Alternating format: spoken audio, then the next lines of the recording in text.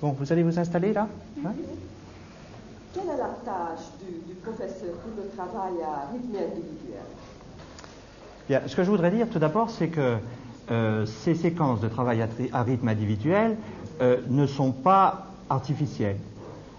Elles sont l'aboutissement, le prolongement d'une longue préparation auprès des élèves. Il n'y aurait pas de travail à rythme individuel si nous n'avions pas préparé les élèves à un certain nombre de choses, hein, par exemple à des séquences longues dans le cadre de la modulation du temps, à un travail personnel sur fiche, à un travail en groupe, à une recherche documentaire, disons à des méthodes de travail où l'élève puisse être actif, où il puisse se prendre en charge. Donc, ces conditions étant remplies et cette préparation étant faite, on peut mettre en place le travail à rythme individuel. Les élèves sont capables maintenant de travailler autrement. Alors, quelle est la tâche particulière, j'allais dire concrète tout d'abord du professeur? Il y a la tâche concrète du professeur, c'est d'élaborer, c'est de prévoir les instruments de travail, les fichiers, les dossiers sur lesquels les élèves vont devoir travailler. Mon rôle est de les aider, donc de répondre à leurs sollicitations, de répondre à leurs questions, de les aider s'ils se posent un problème, s'ils n'arrivent pas à résoudre un problème, soit personnellement, soit en groupe, donc de venir les aider. Pour le travail à rythme individuel, l'élève établit un contrat avec ses professeurs. Il doit faire les devoirs dans toutes les disciplines, mais dans ce cas, il peut choisir de les faire à l'école ou à la maison. Dans un trimestre, l'équipe de professeurs organise 1 ou 2 séances à rythme individuel. Quelle est la différence pour vous entre le lundi matin habituel et le lundi matin à rythme individuel? La différence, c'est que on n'est pas obligé de respecter l'emploi du temps. C'est-à-dire que avant, quand on avait des matières, on était obligé d'aller dans les matières. Tandis que le travail à rythme individuel, on choisit nos matières. Par exemple, si on a décidé de faire que 2 matières, on fait 2 matières ou une seule matière. J'aime cette façon de travailler parce qu'on n'a pas à s'occuper de la sonnerie. Oui. C'est nous qui choisissons la durée de notre travail. Oh. Par exemple, si on a décidé on peut aller 3h30 en maths ou en français, comme on peut rester une demi-heure. Ça dépend de ce qu'on a prévu de faire. On prévoit en 2 heures de faire 3 fiches. Oui. Et si par exemple dans les 2 heures on ne les a pas finies, et ben on reprend le temps nécessaire pour les finir. Mais on fait ça à notre rythme. Par exemple, il y en a qui font ça en 2 heures, il y en a qui font ça en 3 heures. Et donc, il faut faire ça bien. C'est pour ça qu'ils disent qu'il faut faire à notre rythme. Ce qui est agréable aussi, c'est la liberté qu'on nous donne par ce travail. C'est-à-dire la liberté d'organiser son temps, la liberté de commencer par la matière que nous voulons, la liberté de travailler en équipe. Et c'est ça la différence. Au début, pour la prévision, la première fois qu'on a fait ça, on prenait par exemple 1h30, toujours 1h30 des petits groupes de temps pour chaque matière. Et à la fin, on s'est rendu compte qu'en prenant 4 heures, on se mettait mieux dans le sujet. Il ne fallait pas à chaque fois relire le dossier. Quand les équipes choisissent de travailler de cette façon, il se passe ceci. Les professeurs ayant les mêmes élèves, les élèves ayant les mêmes professeurs, les professeurs peuvent échanger leurs élèves. Ce qui fait que, au long d'une matinée, le professeur de français va se tenir à la disposition de groupes d'élèves, des 4 classes, dans une salle, de la même façon que le fera le professeur de mathématiques, d'anglais ou de MT. Monsieur Godin, vous êtes principal maintenant dans un autre collège, mais quand nous avons commencé l'expérimentation, vous étiez le chef d'établissement ici à Nicolet-Appert et vous avez mis en place la première fois un emploi du temps souple. Est-ce que c'était difficile? Non, aucune difficulté particulière. La mise en place des modules souples d'emploi du temps ne présente aucune difficulté technique particulière.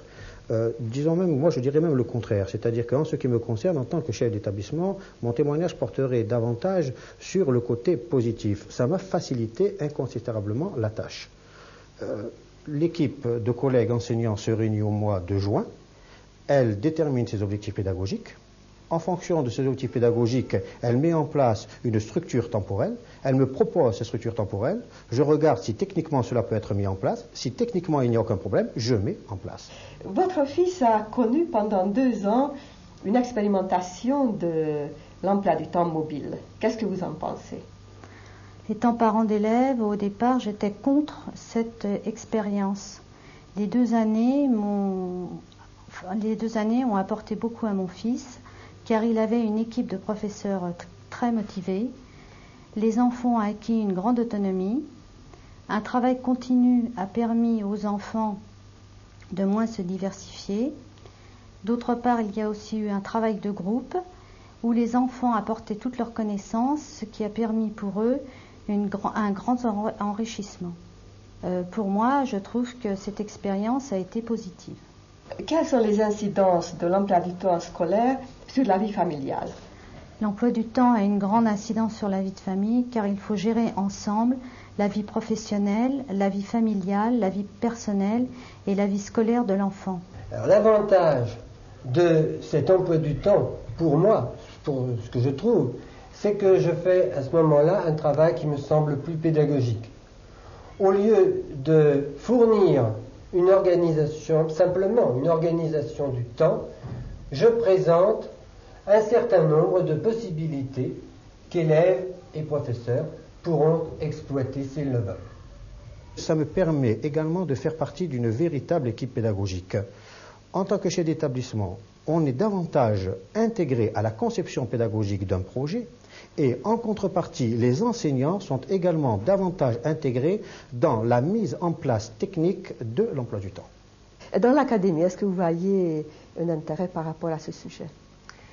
Les collèges en rénovation font très souvent appel au témoignage de l'expérience du collège Nicolas Appert parce que cette expérience permet des situations et des stratégies d'apprentissage tout à fait nouvelles, comme la pluridisciplinarité, le travail autonome, l'aide élève-élève, l'aide élève-adulte, élève documentaliste, élève-professeur. Et je crois que ces situations sont riches d'enseignements pour les collègues.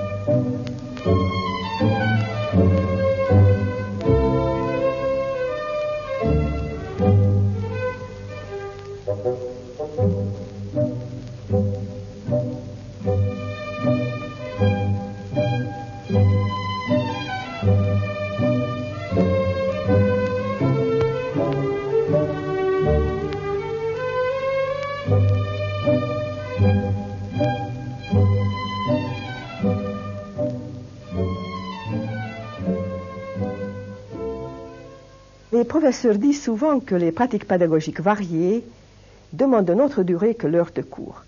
Par exemple, quand ils voudront utiliser des sources de connaissances différentes, faire travailler les élèves sur les documents, avoir des contacts, des échanges très variés avec l'extérieur, utiliser les moyens de la technologie moderne sous toutes ses formes, des moyens audiovisuels jusqu'à l'ordinateur, ou faire réfléchir les élèves, les mettre dans une situation active de travail, il leur faut un emploi du temps variable.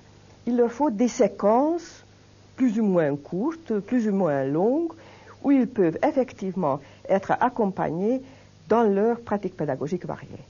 Quand un professeur de français avait 3 heures de cours, mais 3 heures qui sont dispersées dans la semaine, il peut prendre toute la matinée ou toute une après-midi la même classe, pendant que le professeur de biologie en fera autant, pendant que le professeur de mathématiques en fera autant, c'est-à-dire que finalement, chaque classe retrouve son nombre d'heures avec le même professeur, et chaque professeur fait le même nombre d'heures au même moment.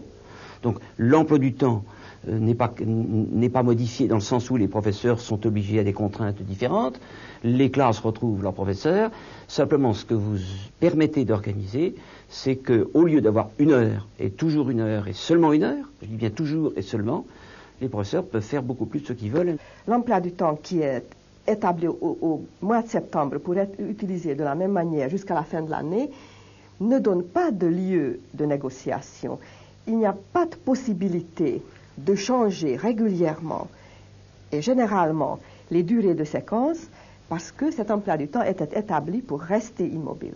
Je ne suis pas du tout convaincu qu'1 heure de cours ne soit pas trop long. Deuxièmement, inversement, si vous proposez cela aux professeurs, ils vont vous dire, mais alors je vais rester 3 heures en face de mes élèves, ils vont faire 3 heures de mathématiques, c'est épouvantable. C'est pas du tout épouvantable, c'est un alterne des activités. Bien sûr. Ce qui aujourd'hui me paraît critiquable, c'est que si effectivement 1 heure est acceptable, et je répète, j'en suis pas convaincu, 1 heure de mathématiques ou 1 heure de biologie, ce qui me paraît éminemment contestable, c'est que toute la journée, ils ont tout le temps 1 heure de apport de connaissances. Ouais. Et je crois que là est le problème fondamental. Vous parlez de la perception temporelle, la psychologie de la perception temporelle. Effectivement, les professeurs disent depuis longtemps qu'1 heure de cours peut être longue. Tout à fait. Pour une tâche qui est donnée, pour une tâche ponctuelle. Donc on perd du temps avec le temps qui est plus pour aller jusqu'à l'heure. Par contre, pendant l'expérimentation, en faisant des bilans des élèves, il y a déjà des années, un élève disait la 2e heure passe plus vite que la première. Et dans une autre classe, il y avait un élève qui disait la 3e heure passe plus vite que la première. Ce qui veut dire qu'il y a une certaine implication, un investissement dans le travail, et c'est avec l'intérêt qui augmente parce que l'élève est impliqué qu'il arrive à s'intéresser et sentir tout à fait autrement la durée du temps que, comme nous supposons, dans un découpage mécanique. Tout à fait. Il y a une souplesse, il y a une vie, il y a une possibilité de variété qui, au lieu de cet aspect figé dans un cadre constamment, qui est comme un lit de Procuste, qui est trop étroit ou trop long, bien sûr, parce que c'est plus l'enseignant sent le barrage de l'heure avec l'anxiété qu'il a du programme, plus il a tendance à accélérer son apport de connaissances, moins il a tendance à vérifier ce qui passe, moins il a possibilité également, donc, dans cette espèce de pédagogie de l'impatience, de rattraper un certain nombre de concepts sur lesquels il faut qu'il revienne, de formules qu'il faut qu'il explique, de réalités expérimentales qu'il faut qu'il mette en évidence. Je pense que tous les professeurs se plaignent, ils ont raison, de ce qu'ils n'arrivent pas effectivement à avoir assez de temps pour ne pas se limiter des apports de connaissances, mais faire des applications, des exercices. Parlons un peu application d'exercice. Quand il y a 1 heure, quand on a fait une demi-heure de cours, quand il reste 20 minutes pour faire un exercice, cet exercice est forcément un tout petit exercice. Vraiment appliqué, et on en reparlera tout à l'heure, aller beaucoup plus loin, c'est-à-dire aider à se documenter, à chercher, ça n'est pas possible. Et par conséquent, l'exercice reste toujours des petits exercices immédiats d'application. On ne peut jamais passer à quelque chose de plus, on ne peut jamais passer à tout ce qui est derrière l'approfondissement, et je sais qu'il y a des concepts derrière ce mot approfondissement. Je crois que tous les professeurs s'en plaignent. C'est sûr. Dans les durées plus longues que l'heure, c'est justement ça l'objectif majeur des professeurs, de faire travailler des élèves d'une façon plus autonome, de les amener progressivement vers les capacités d'être autonomes, même créatifs, travailler entre eux, donc lier les phases de l'acquisition de connaissances avec l'approfondissement, avec les exercices. Et quand on lie ces phases, on gagne du temps. Et ce temps peut être donc réutilisé encore pour les exercices, pour l'approfondissement et pour le travail véritablement actif pour les élèves. C'est une organisation qui permet d'adapter le temps au travail. Et ces séquences longues permettent de relier les leçons et les exercices et ainsi ne pas couper le fil. Qu'est-ce que vous appelez couper le fil? Eh bien voilà, ce n'est pas découper une leçon, un cours le lundi, le mardi et le vendredi par exemple, mais le relier en une seule matinée ou un après-midi. Ça nous permet d'approfondir au mieux le travail. Qu'est-ce que vous appelez approfondir? Lorsqu'on a 3 heures, on peut mieux travailler, on peut plus échanger des idées, plus parler avec le professeur. On fait un travail plus concret, plus précis. Et vous? Je veux dire que l'approfondissement, c'est surtout l'application des cours. Au cours, par exemple, dans un emploi fixe, on faisait un cours et beaucoup plus tard, on faisait un exercice dessus. Tandis que dans les séquences longues, on débute par le cours et tout de suite après, on applique ce cours en faisant des exercices, des textes. Est-ce que ces séquences de 2h30, de 3h15, de 4h, est-ce qu'elles ne sont pas trop longues? Non, absolument pas, parce que vu qu'on a le professeur qui est là pour nous aider, pour nous intéresser en plus à ce qu'on fait, on va réussir à se concentrer sur un travail, et une fois qu'on est très concentré, le temps passe plus vite. Il s'avère que lorsque on commence un travail pour plusieurs heures, la première heure est assez difficile à supporter car il faut se mettre en quelque sorte dans le travail, se concentrer. Par contre, une fois que la concentration est acquise, il y a un phénomène d'intensité du travail, ce qui nous permet, bien sûr, on est en plein dans son travail, ce qui permet de rendre ce travail beaucoup plus rentable et beaucoup moins long psychologiquement. Ce qui me frappe dans ce que disent les élèves et qui est plein de pertinence et de vérité, c'est tout d'abord le fait que des durées variables permettent d'assurer une continuité, au fond ce qu'ils ont appelé, l'un d'entre eux appelait ça le fil, et une continuité de cohérence. C'est qu'effectivement, un enseignement qui est beaucoup trop tronçonné, dans lequel on fait un cours et puis l'application, comme le dit aussi notre élève quelques jours après, ça suppose que les élèves ont réellement conservé à la mémoire tout ce qui vient d'être dit par le professeur, qu'il n'y a pas eu d'interruption. C'est extraordinaire comme hypothèse. Et effectivement, les enseignants se rendent bien compte qu'il faut qu'ils reprennent une partie, qu'ils reviennent, et ça donne un aspect haché à la pensée. Et je crois que là, c'est l'enseignement, cet emploi du temps variable, c'est une possibilité de cohérence, d'assurer la cohérence qui, effectivement, manque trop souvent dans nos habitudes morcelées. Oui, je pense tout à fait comme André. D'abord que c'est très intéressant de voir à quel point les élèves ont